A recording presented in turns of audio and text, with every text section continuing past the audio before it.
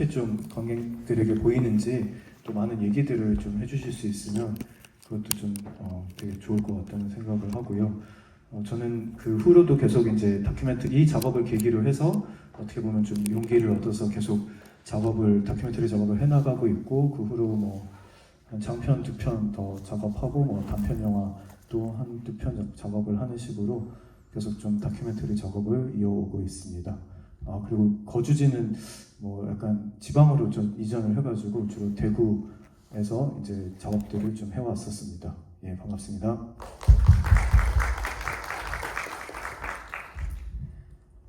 네, 그 많은 얘기를 나눌 수 있으면 좋겠습니다. 먼저 제일 궁금한 게 가장 마지막으로 이 영화를 풀로 본 게 언제신지 좀 여쭤보고 싶은데요. 네, 혹시 기억나세요? 뭐 기억 잘 안 나는 것 같은데, 네. 네, 정확히 기억은 안 나는 것 같고, 최근에 근데 뭔가 이렇게 무슨 어떤 수업에서 누군가 상영할 일이 있어서 잠깐 제가 그냥 한 몇 분 이렇게 돌려서 봤던 기억은 작년인가에 있었긴 했었습니다. 근데 풀로 본 게는 언제인지 사실 잘 기억이 안 납니다. 네. 그럼 이 영화를 굉장히 오랜만에 대하게 되신 거잖아요. 혹시 소감이 어떠신지 좀 여쭤봐도 될까요? 네, 사실은 그 뭐 사적 다큐멘터리가 많이 그 만들어지고 있고, 뭐 그 당시에 제가 만들 당시에도 만들어지기도 했었는데, 그 지금에 와서는 또 사실 많이 여러 가지 표현의 양식이나 다루는 소재들이나 이런 것들이 많이 좀 달라졌다고, 다양해졌다고 저는 느끼고 있기는 하거든요. 그래서 우리 그 진행 보시는 감독님께서도 그런 작업을 하시는 걸로 알고 있고, 근데 이제 그게 지금의 어떤 관객들에게는, 그런 영화들을 그래도 조금 봐왔던 관객들 입장에서는 또 이런 식의 접근이 어떻게 보이는지도 조금 궁금하기도 하고, 좀 어떻게 보면 좀 어설픈 부분도 있을 수 있고 뭐 그럴 수가 있는데, 그런 것들이 조금 궁금하다 뭐 이런 좀 생각을 좀 갖게 된 것 같아요. 네, 그런 점이 궁금하시다고 하는데 혹시 관객석에서 먼저 질문을 조금 하실 분이 계신지? 네네. 저 혹시 마이크를 혹시 마이크가 오고 있습니다. 네네. 네, 중앙에 모자 쓰신 관객분께 네, 감사합니다. 감독님께서 생각하시는 그 마이 플리스는 어디라고 생각하십니까? 네, 감사합니다. 제목을 이제 이렇게 짓다 보니 이런 질문들을 가끔 이제 받게 되기는 하는 것 같은데요. 뭐 이제 영화가 워낙 이주를 다루고 있고 여러 공간들을 다루고 있어서 그런 공간에 대한 생각도 있지만, 사실은 뭐 영화를 만들고 나서는 사실 어떤 특정한 공간이 아니라 어떻게 보면 좀 내가 어떤 공동체 혹은 어떤 관계 속에 있는지가 조금 제일 나의 공간이라고 느낄 만한 공간이 어딘지가 그거에 따라 결정된다는 생각을 많이 하게 된 것 같고, 그래서 그 전에는 뭐 좀 아무래도 동생의 여정을 따라가다 보면 뭐 이 나라가 나한테 맞을까, 저 나라가 나한테 맞을까 뭐 이런 게 있지만, 사실 나한테 완벽하게 맞는 나라 혹은 뭐 도시, 뭐 공간은 사실 없는 거고, 그 관계들을 어떻게 보면 자신에게 편안하게 좀 만들기 위한 어떤 상호적인 노력들이 항상 좀 있어야 되는 게 아닌가라는 생각을 좀 그냥 답 아닌 답으로 좀 저는 갖고 살고 있고요. 그래서 아까도 말씀드린 것처럼 사실 저는 쭉 서울에 또 살다가 그 후로는 그다음 이제 한 10년 전쯤에 대구라는 곳으로 이제 낯선 도시로 이제 또 이사를 가서 살게 되었는데, 이제 그것도 처음엔 낯설었지만 또 나름 이렇게 또 지내다 보니 익숙한 것도 생기고 해서 이렇게 좀 계속 어떻게 보면 자기 주변의 관계들을, 환경들을 좀 만들어 나가는 게 아닌가라는 생각을 갖고 저는 살고 있습니다. 네. 네, 여기 혹시 왼쪽 분께도 마이크. 네, 안녕하세요. 제가 원래 두 가지 질문 중에 하나를 여쭤보고 싶었는데 너무 궁금해가지고 좀 여쭤보고 싶은데, 우선은 소울이가 지금 어디서 뭘 하고 사는지 좀 궁금하고요. 네, 두 번째로 영화 중에서 그 동생분께서 이제 사람들이 생각하는 평범함은 약간 평균치를 말하는 건데 사람들은 보통 오해를 하곤 한다. 모두가 그 평균치에 가까워야 한다라고 생각을 그런 사회가 지금도 이어지고 있는 것 같은데 뭔가 요즘은 이게 10년 전 영화잖아요. 뭔가 지금은 더 뭔가 SNS가 발전하고 하면서 그 소수자들 그리고 좀 다양한 좀 우리가 접하기 힘든 삶을 살고 있는 사람들이 목소리 자체는 되게 커지고 있지만 좀 더 그 단합과 화합에는 아직 도달하지 못한 것 같아서 많이 아쉬움을 느낍니다. 만약에 그렇게 감독님 생각에는 이런 화합에 도달하기 위해서 어떤 노력이 이루어져야 하는지, 어떤 대화가 오고 가야 하는지에 대한 생각이 궁금합니다. 네, 감사합니다. 네, 뭐 일단 첫 번째 좀 더 쉬운 질문부터 먼저 말씀드리면 일단은 뭐 소울이는 여기서는 귀여운 아동으로 나오지만 지금은 이제 다 어른이 돼가지고요. 올해 이제 처음으로 대학을 가게 됐습니다. 그래서 대학생이 이제 캐나다에서 살고 있던 토론토에서 대학생이 되었고 근데 뭐 대학 생활을 좋아하는지는 잘 모르겠고요. 그냥 여느 대학생처럼 조금 그렇게 투덜투덜하면서 다니고 있는 것 같고 그리고 이제 말씀하신 두 번째 질문에 대해서는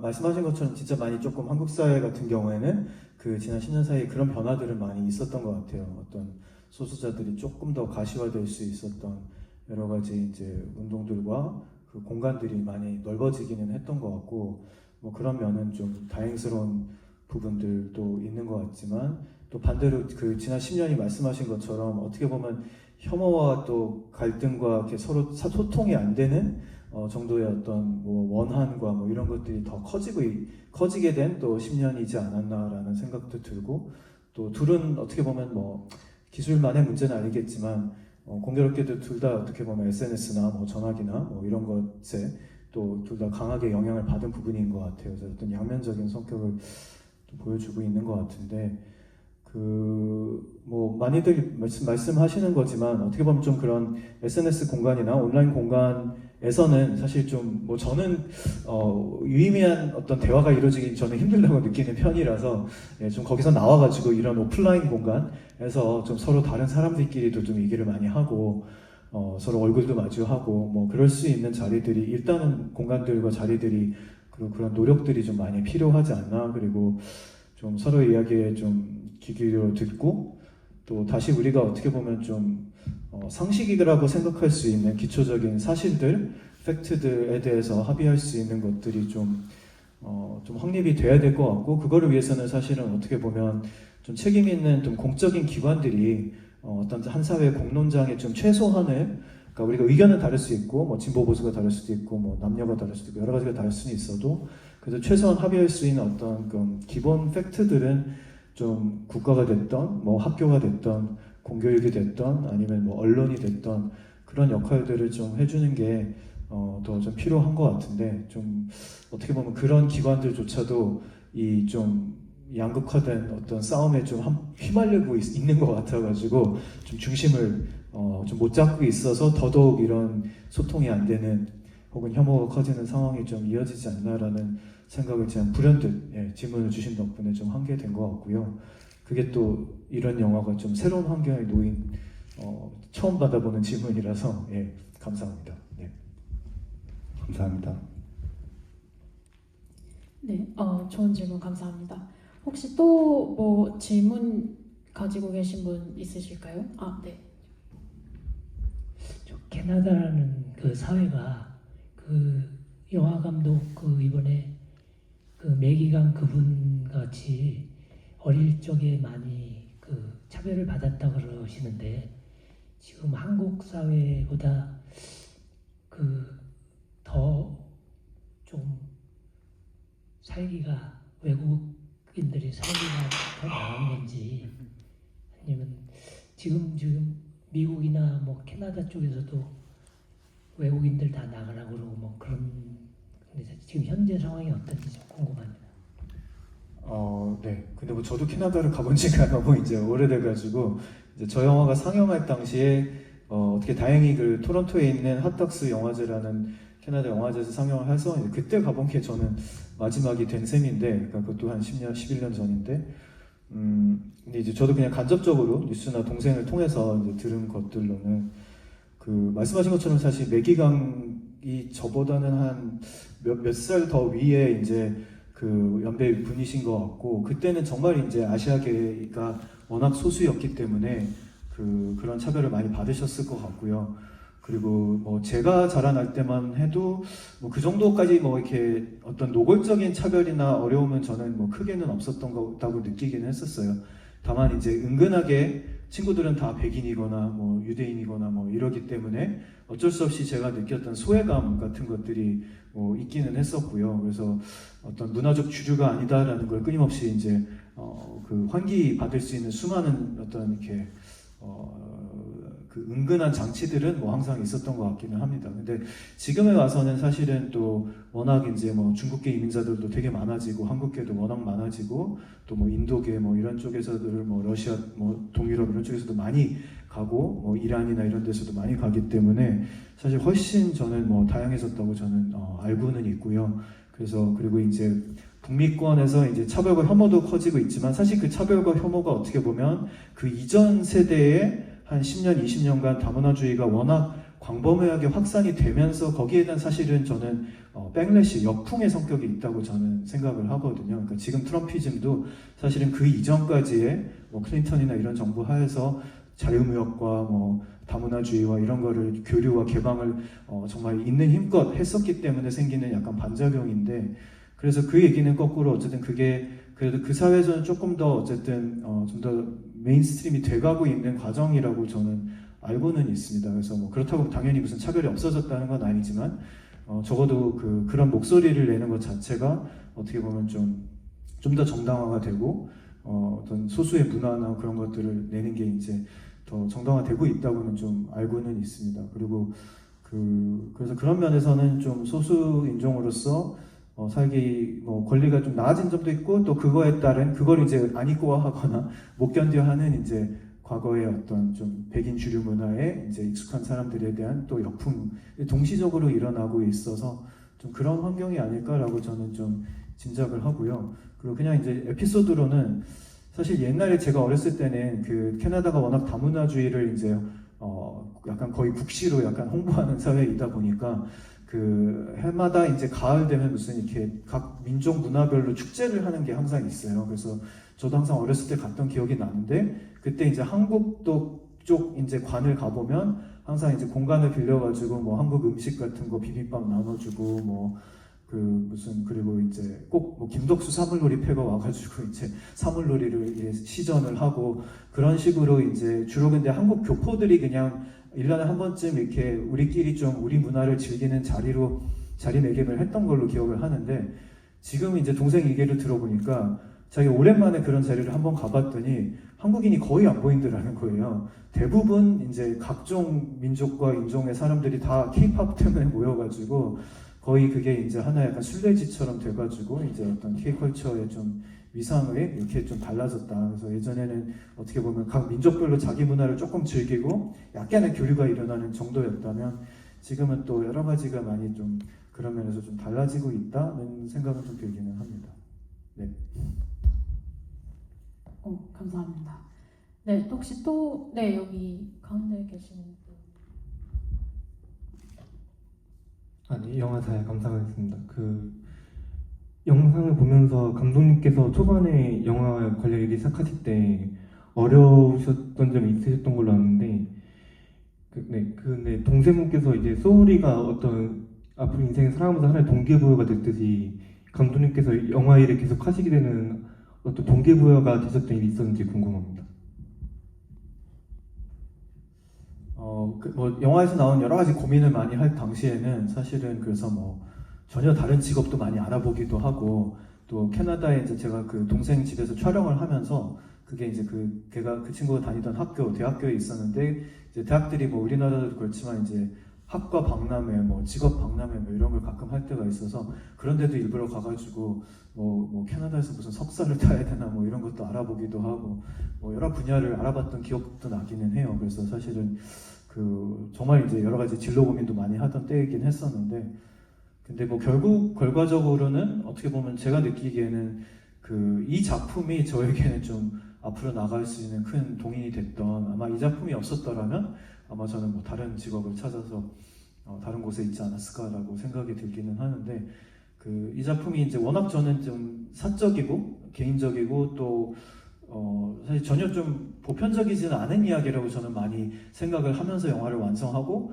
그래서 완성을 하고 나서도 뭐 이건 몇 명이나 누가 볼까, 누가 공감을 할까 별로 크게 기대를 안 하고 그냥 저는 그때 당시 그래서 영화제를 우리가 영화학교 다니면 그래도 영화제 무슨 전략을 잘 짜야 된다 뭐 이런 얘기도 하긴 하는데, 아무 생각 없이 그냥 뭐 큰 영화제부터 안 내고 그냥 바로 있는 가장 빨리 있는 영화제부터 내고 그냥 끝내야지 하고 이렇게 생각을 했었는데, 이제 의외로 근데 뭐 이게 뭐 영화제도 많이 다니기도 하고 뭐 개봉까지 하게 되면서 내 이야기를 진짜 좀 진솔하게 마음을 다해서 솔직하게 하면, 그러면 사람들이 아무리 자기 처지와 뭐 어떤 점에서는 다른 점이 있다 하더라도 그게 좀 통하는구나, 어떤 진심이 통한다는 걸 많이 느꼈기 때문에, 그게 좀 제가 이 작업을 어떻게 보면 창작 작업을 혹은 또 자신을 어떻게 보면 드러내는 작업을 하는 것에 좀 더 용기를 내서 이후 작업을 하는데 좀 저는 큰 힘이 되었던 것 같습니다.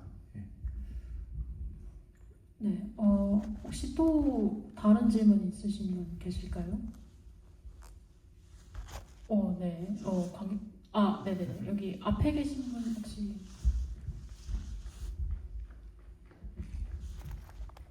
네, 풍성한 질문이 많아서 좋네요.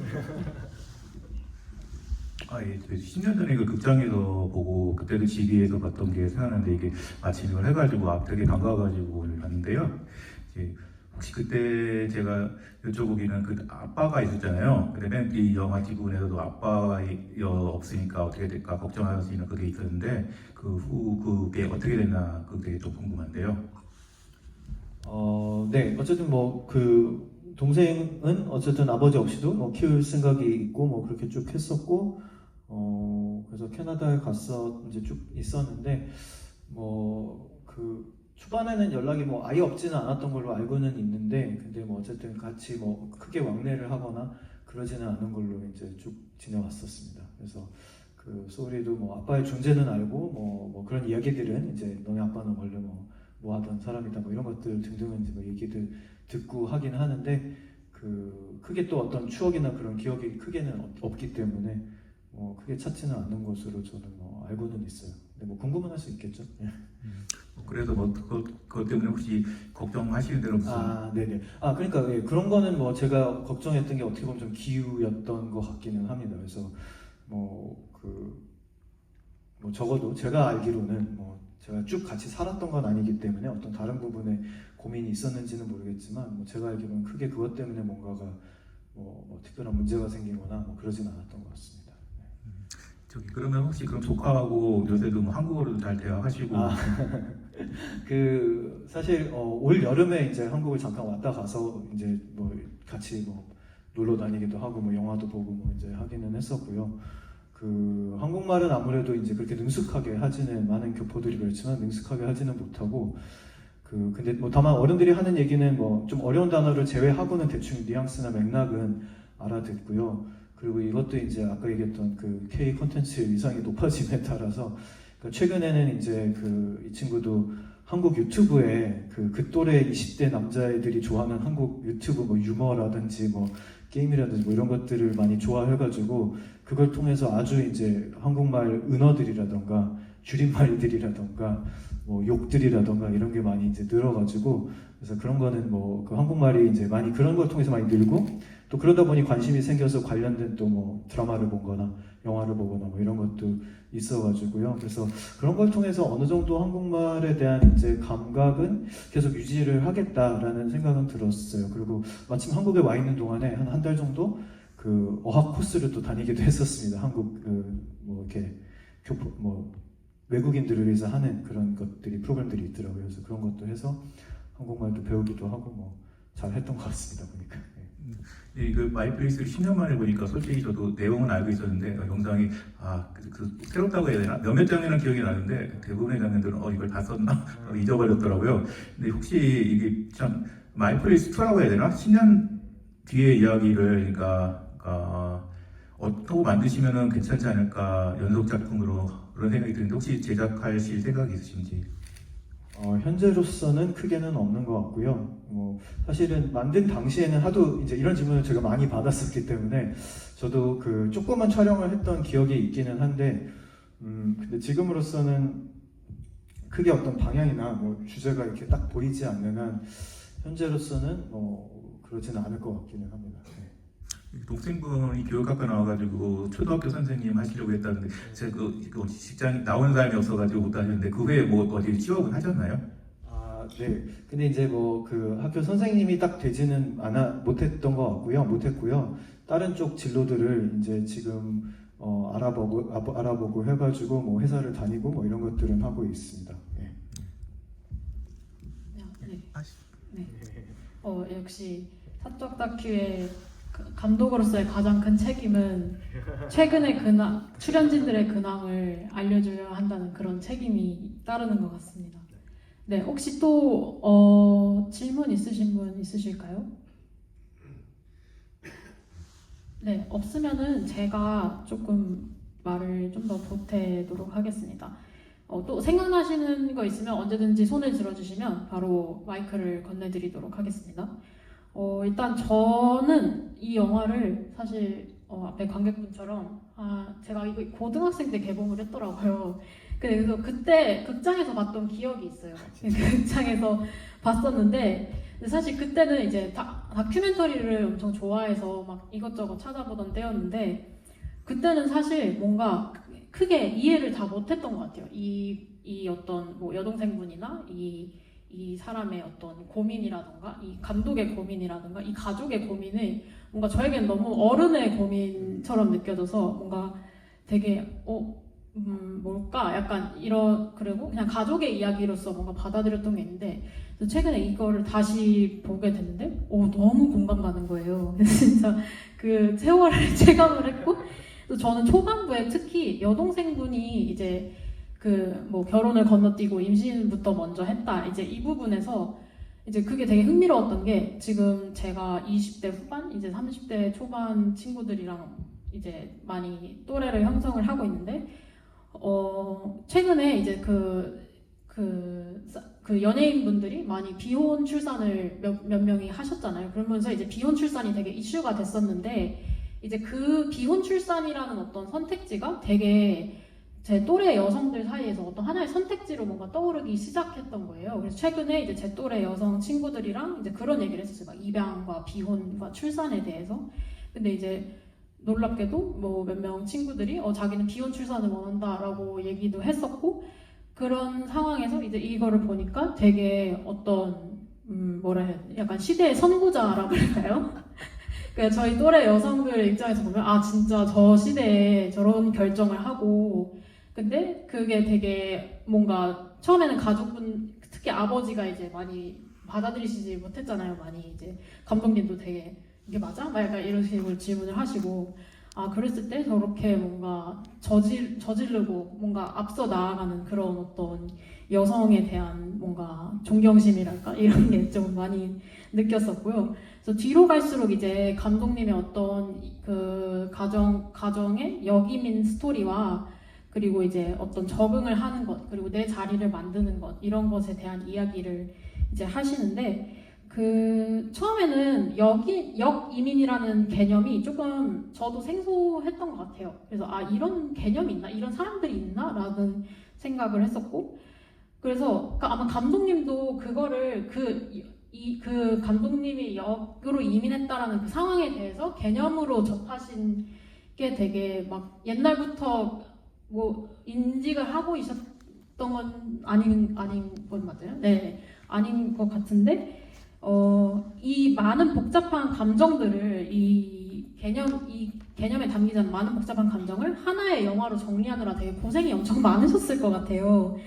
특히 이거를 역이민이라는 어떤 사회적 현상으로 풀어내시지 않고 이거를 가정의 스토리 그리고 거기에 이제 들어오는 비혼모 중년의 어떤 방황 그리고 젊은 청년의 방황이라든지 이런 여러 가지 이야기를 포함한 가족의 이야기로 풀어내고 계시는데 저는 궁금했던 게 이거를 사회적 개념으로 풀어내지 않고 가족 이야기로 풀어내셨던 이유가 어떤 그냥 그 당시에 가족 이야기를 정말 찍고 싶어서 그러셨던 건지 아니면은 좀 더 이 개념을 풀어내기에는 이게 맞다고 생각해서 주제에 대한 전략적 표현 선택이셨는지 그게 좀 궁금했어요. 네, 역시 감독님이라 어려운 질문인 것 같은데, 네, 뭐 굳이 이제 따지자면 뭐 저는 좀 가족 얘기를 더 우선적으로 해야 되겠다는 그게 좀 욕구가 커가지고 그거를 풀다 보니 이제 이런 식의 꼴의 영화가 나오지 않았나 싶기는 하고요.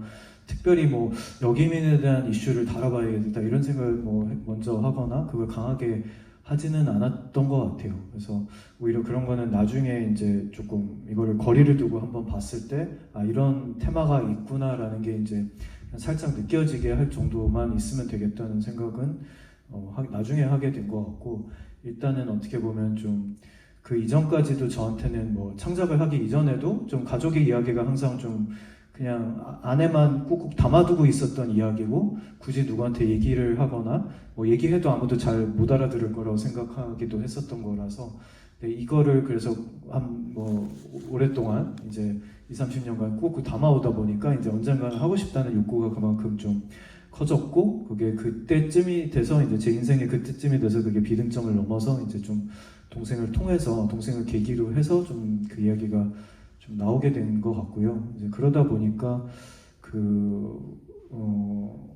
그렇죠. 원래는 그리고 혹은 뭐 두 개 서로 다른 영화일 수도 있겠다라는 생각도 했던 것 같아요. 언젠가 내가 우리 가족의 여기민 얘기를 하고, 그리고 이번에는 그냥 동생의 어떤 출산 얘기를 하고, 뭐 이런 식으로 따로 생각했던 적도 처음에는 있었고요. 근데 이제 계속 파고들수록 이거를 그냥 이걸 따로 떼어놓고 생각하기가 되게 힘들다. 동생의 출산을 여기민 과정에 대한 설명 없이 풀어내기도 되게 힘들겠다. 이거가 떼어지지 않는다는 거를 깨닫고 나서는 이 두 가지를 조금 더 엮어야 되겠다는 생각이 좀 들었고, 그게 생각보다 이제 다른 뭐 어머니나 아버지 캐릭터까지 혹은 제 캐릭터까지 이제 엮어내다 보니까 그게 좀 어떤 공통적인 테마들이 보이기 시작을 하면서 더 그래서 이제 좀 이런 모양으로 나왔던 것 같아요. 그래서 최초의 편집본들을 보면 사실은 그 가족 다른 식구들의 얘기가 거의 안 들어가 있기도 합니다. 근데 계속 편집을 여러 번 거듭하다가 보니까 이제 그게 들어오게 되고, 또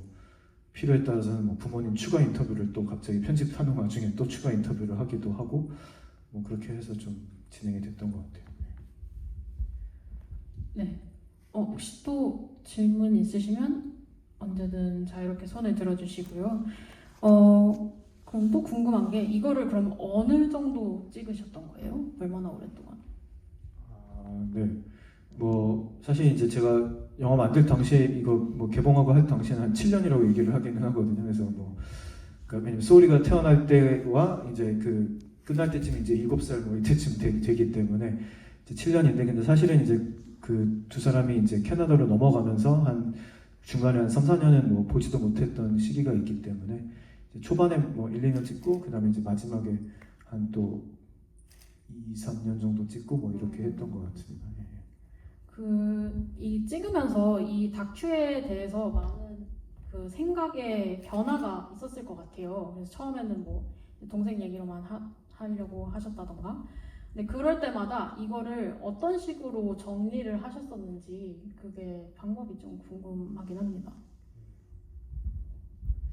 정리를 했다는 게 어떤 정리일까요? 그러니까 뭐 예를 들어서 이제 지금 현재 진행형의 상황들이 이제 감독님이 만드시는 상황도 있을 거고 흘러가고 있는 사건들도 있을 텐데, 이런 것들에 따라서 이제 감독님이 이 다큐에 대한 생각이 많이 바뀌셨을 것 같은데, 그럴 때마다 이제 여기서는 이런 다큐로 가야겠다던가, 아니면 여기 이런 일이 있으니까 이런 내용으로 한번 가봐야겠다던가, 그러니까 이런 생각의 변화들이 많으셨을 것 같은데, 그거를 약간 어떤 과정에 따라서 정리를 하셨는지 조금 궁금해요. 어떤 식으로 이제 생각의 변화가 있으셨는지. 네, 뭐 아까 이야기랑 연결이 되는데, 뭐 큰 틀에서는 아까 얘기한 것처럼 처음엔 동생 이야기를 하다가 이제 다른 식구들의 얘기까지 확장하는 걸로 이제 가기는 했었고요. 근데 이제 처음에 제가 이제 캐나다 가서 촬영을 이제 뭐 하려고 할 때 그 사실 그때 뭐 촬영이 주목적도 아니었고 아까 얘기했던 식으로 제가 여러 가지 방황을 하고 있었던 때였기 때문에 뭔가 뭐 캐나다에서 나도 살아볼까 아니면 뭐 공부를 캐나다에서 해볼까 뭐 여러 가지 뭐 직업을 바꿔볼까 뭐 온갖 생각들을 하면서 이제 갔던 거라서 촬영은 그냥 그런 여러 목표적 중에 그냥 하나의 서브로 이제 갔었고 그래서 처음에 갈 때는 뭐 그런 것도 했었어요. 그러니까 그냥 한국과 캐나다의 비혼모 환경을 비교를 해봐야 되겠다. 뭐 제도 지원이나 사람들의 인식이나 이런 걸 한번 해봐야 되겠어. 그런 질문들도 뭐 한동안 하고 뭐 알아보기도 했었던 것 같아요. 근데 이건 너무 좀 재미도 없는 것 같고 뭐 방송국에서 훨씬 더 잘할 수 있는 얘기인데 내가 굳이 할 필요도 없을 것 같고 그래서 뭐 그런 것도 한번 뭐 탐색을 했다가 또 이제 중간에 이제 또 몽골을 갈 일이 있어서 이제 그것도 이제 그냥 제가 뭐 백수였기 때문에 시간도 많고 아버지가 마침 몽골에 있으니까 뭐 아버지 계신 김에 한번 가야 되겠다.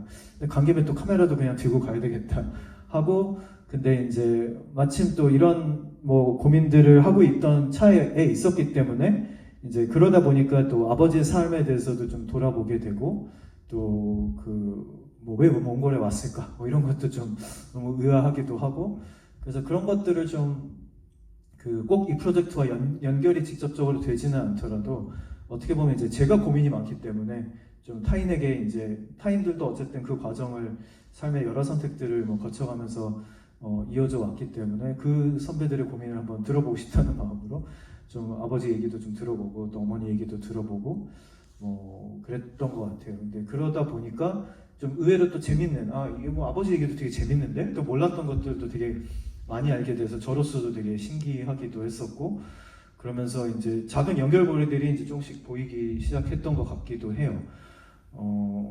그래서 이제 뭐 그런 연결고리들이 이제 그냥 잠재적으로 뭐 그래서 이런 질문도 좀 더 하게 되고 뭐 이런 질문도 더 하게 되고 했었지만 뭐 그거를 꼭 작품에서 다 연결이 될지 안 될지는 뭐 거기에 대한 자신은 진짜 거의 마지막 편집 본 때까지도 뭐 확실치는 않았던 것 같고 근데 이제 편집실에서 또 이제 그 많은 소스들 그러니까 어떻게 보면 제가 한 2-3년간 방황을 하면서 뭐 몽골에 갔다 캐나다에 갔다 여러 방황을 하면서 이제 생각했던 여러 가지 그 고민의 결과물들을 편집실에서 어떻게 보면 딱 마주하는 거란 말이죠. 그래서 그거를 보다 보니까 이제 이게 이렇게 좀 엮어질 수도 있겠다라는 게 이제 그러니까 처음부터 플랜이 되거나 의도된 거는 아니었던 것 같은데 제 자연스러운 고민의 궤적들을 따라가다 보니 이제 좀 그렇게 좀 만들어진 게 아닌가라는 생각도 듭니다. 되게 좀 유기적인 과정 혹은 그렇게까지 왜냐면 그때는 제가 사실 뭐 감독님만큼이나 아무튼 다큐멘터리를 제대로 체계적으로 공부를 했던 상태도 사실 아니었기 때문에 좀 맨땅에 헤딩하는 마음으로 좀 이렇게 약간 삶과 영화가 그냥 이렇게 계속 버무려진 상태로 이렇게 약간 죽이된 상태로 이렇게 지내왔던 것 같아요. 어떻게 보면. 네.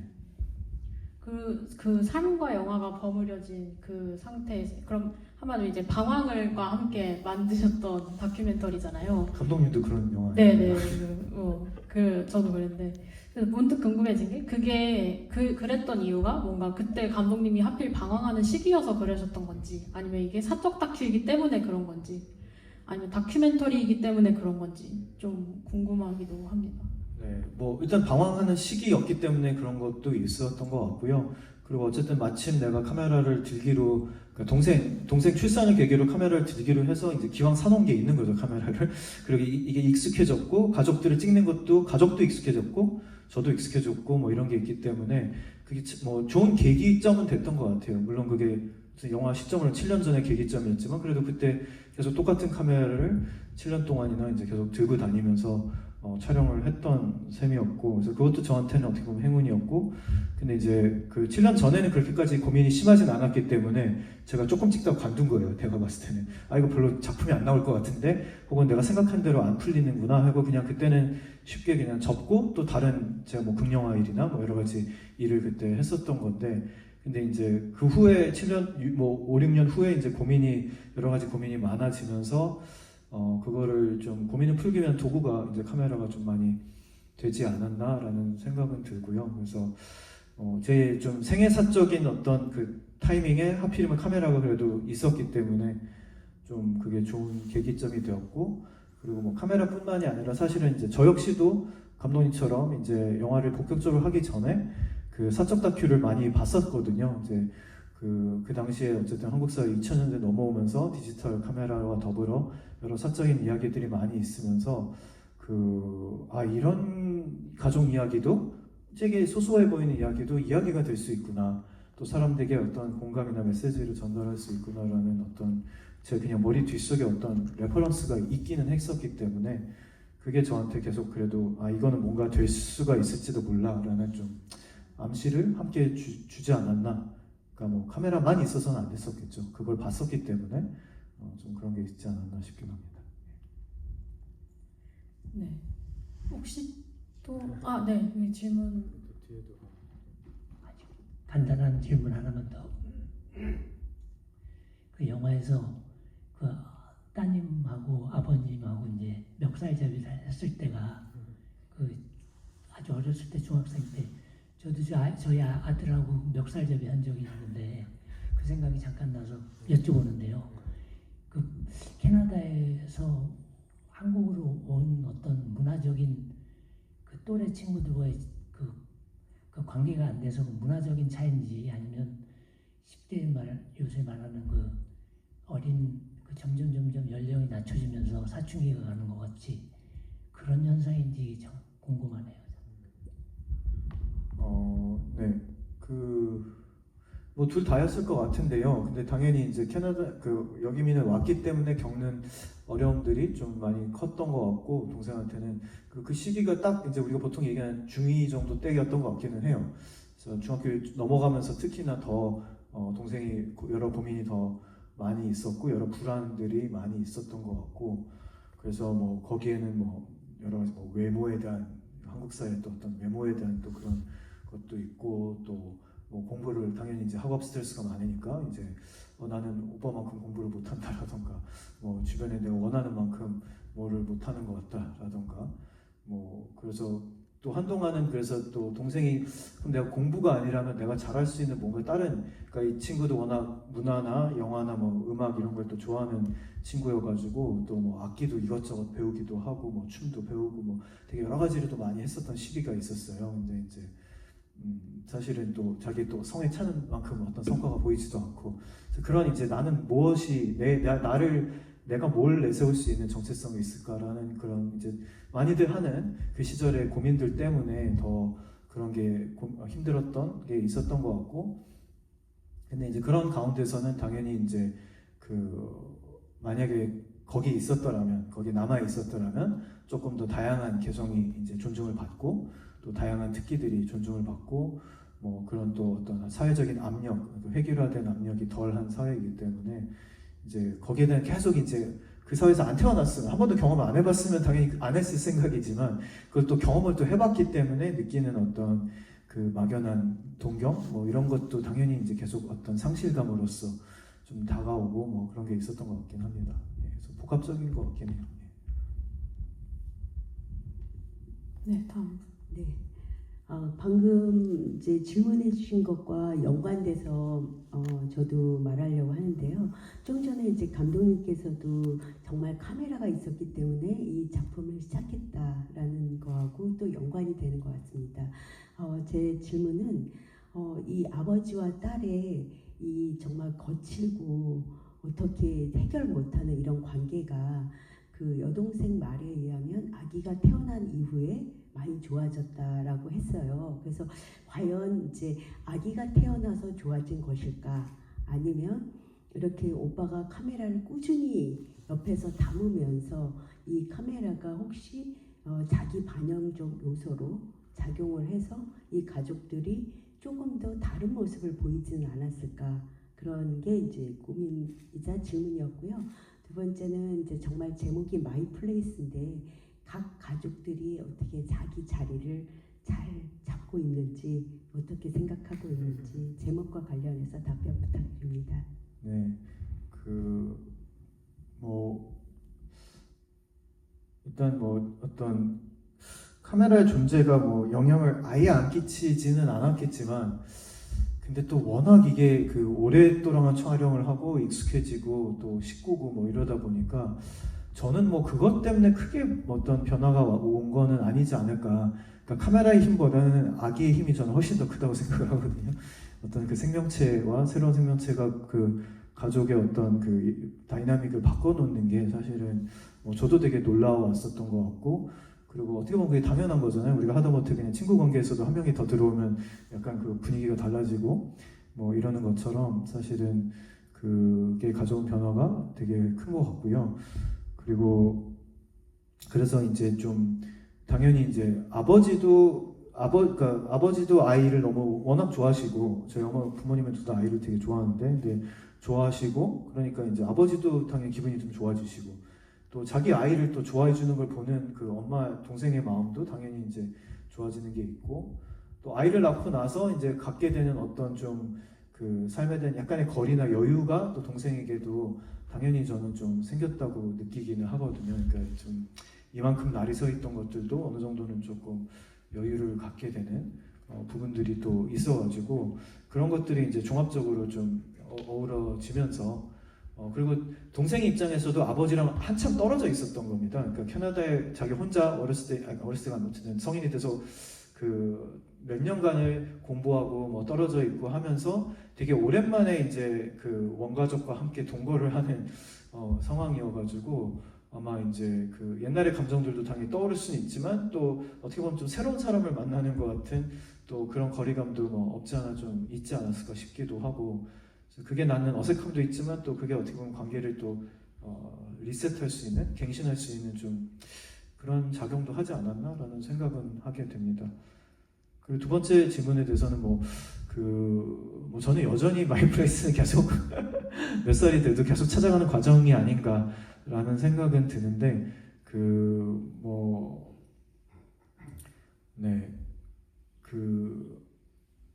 그래서 근데 지금은 나름 다 잘 어떤 자기의 자리에서 만족하면서 잘 지내고 계시는 것 같기는 해요.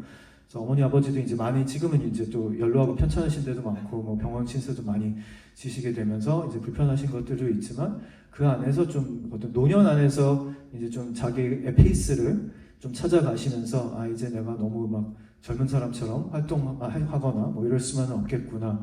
그래서 아버지가 몇 해 전까지만 해도 또 몽골을 갔다 오셨어요. 그래서 가가지고 또 뭘 어떻게 하겠다 뭐 하는데, 지금은 이제 그래도 좀 돌아오시고 거기를 좀 많이 정리를 하시고 좀 돌아오셔가지고, 이제 그것도 본인의 어떤 본인 딴에는 좀 내가 이제 더 이상 일을 새로 벌리기보다는 일을 좀 이제 마무리해야 될 나이구나 라는 것들을 나름대로 뭐 저는 깨달으면서 좀 어느 정도 노년과 본인이 좀 화해하고 있지 않는가라는 생각도 뭐 좋게 얘기하면 그렇게 좀 들기도 하고요. 뭐 기력이 그만큼 안 돼서 그러신 것도 당연히 있고, 그리고 어머니도 뭐 여러 가지 또 편찮으셨던 것도 있고 뭐 했었는데, 그래서 지금은 어느 정도 좀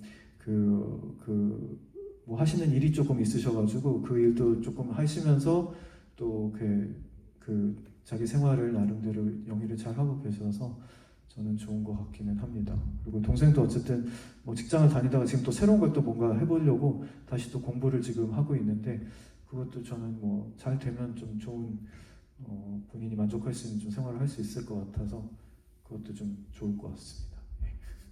저도 잘 지내고 있는 것 같고요. 네, 저희 가운데 분도 질문. 이렇게 소수정예가 해주시니까 되게 좋은 것 같습니다. 그 같은 작품이라도 볼 때마다 약간 독자 입장에서 느낌이 다른데, 감독님께서 지금 이 영상이 예전에 추억이 담긴 하나의 영상이잖아요. 최근에 이 영상을 보셨을 때 어떤 느낌이 드셨는지 궁금합니다. 뭐 일단은 되게 촬영을 못했다 뭐 이런 생각이 일단 일차적으로 들기는 했었고요. 뭐 지금은 워낙 카메라들도 좋아지고 저도 좀 약간 노련해진 것도 있고 뭐 이런 게 있어서 뭐 그런 건 이제 그냥 일차적인 감상인 것 같고, 그리고 뭐 많이들 그러겠지만 제 목소리를 스스로 나레이션을 듣는 게 되게 힘들더라고요. 그래서 이건 정말 좀 못할 짓이다 뭐 이런 생각도 이제 일차적으로 듣기도 했었고, 근데 이제 그러면서도 뭐 저는 제가 찍은 작품 중에서는 아무래도 제가 인물들 속으로 가장 깊숙이 들어갈 수 있었던 작품이기 때문에 그래도 그 안에 있는 감정들, 드라마들을 저는 되게 당시로서는 어쨌든 되게 잘 뽑아냈다고 생각하고, 다시 봐도 그런 점들이 좀 느껴지는 것들이 있어가지고 그래서 좀 캐릭터들이 되게 좀 살아있고 생생하구나. 그리고 거기서 느끼는 어떤 여러 가지 희노애락들이 좀 살아있다는 느낌을 저는 좀 많이 받아가지고 그러니까 그 이후에는 저는 뭐 사적인 작업보다는 조금 더 어쨌든 외부로 카메라를 많이 돌리는 작업들을 많이 했었는데 그게 이제 뭐 아무리 친해지고 뭐 이러기는 하더라도 좀 그만큼의 깊이를 담아내기는 어려울 때가 있다고 저는 뭐 느끼기는 하는데 그런 면에서는 좀 이 작품이 갖는 어떤 생명력 뭐 이런 것들이 좀 좋다는 생각은 저는 좀 들긴 했었습니다. 좀 약간의 어떤 테크니컬한 점은 조금 차치를 하더라도 그래서 이제 간혹 가다가 이제 영화제 뒤풀이에서 이제 좀 제 첫 영화부터 봐왔던 어떤 프로그래머 분들이나 이런 분들을 만나서 얘기를 들으면 이제 가끔 이제 약간 재밌는 토론이 벌어집니다. 박문칙 영화 중에 뭐가 제일 좋다 자기는. 근데 이 영화를 꼭 꼽아주는 분들이 계세요. 그래서 이런 점 때문에 이 영화를 꼽는 게 아닐까? 또 당연히 또 세월이 담아낼 수밖에 없는 7년이라는 시간이 담아낼 수밖에 없는 또 삶의 어떤 지층 레이어가 또 있다는 생각도 들고요. 그래서 그런 점에 있어서 조금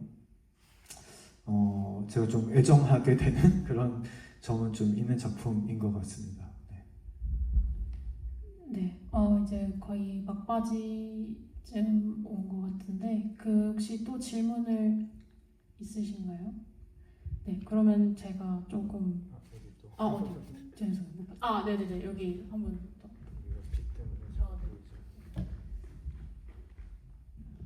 네, 혹시 다음에는 어떤 영화를 찍고 어떤 다큐멘터리를 찍고 싶으신지 생각이 있으실까요?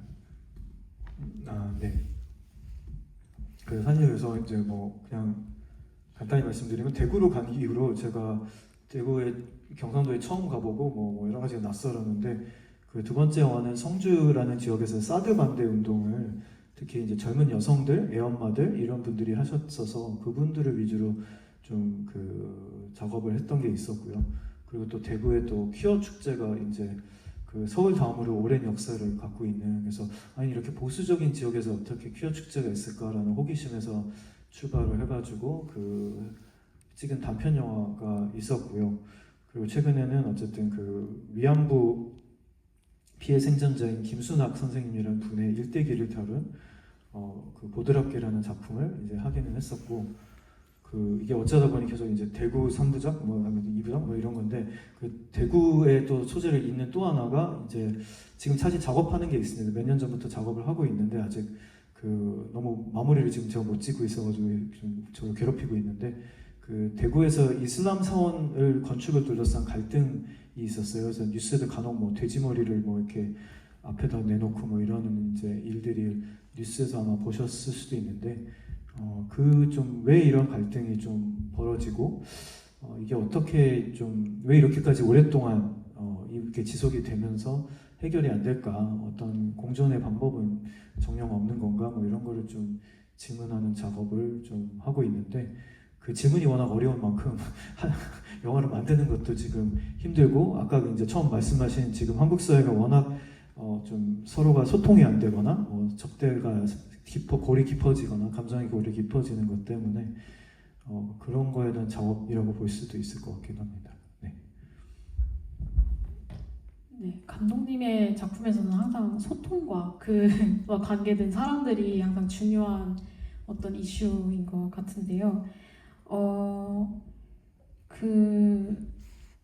이제 저는 혹시 또 질문이 마지막으로 혹시 하실 분 계신가요? 네, 없으면 저는 사실 이 질문으로 마무리를 하고 싶었는데,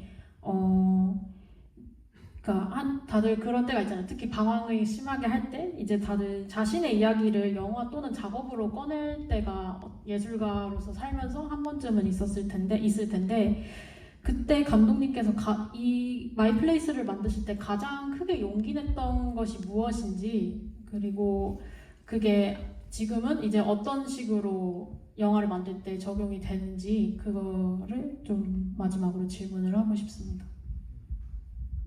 어떻게 용기를 죄송해요. 너무 꼬아서 질문했네. 네네.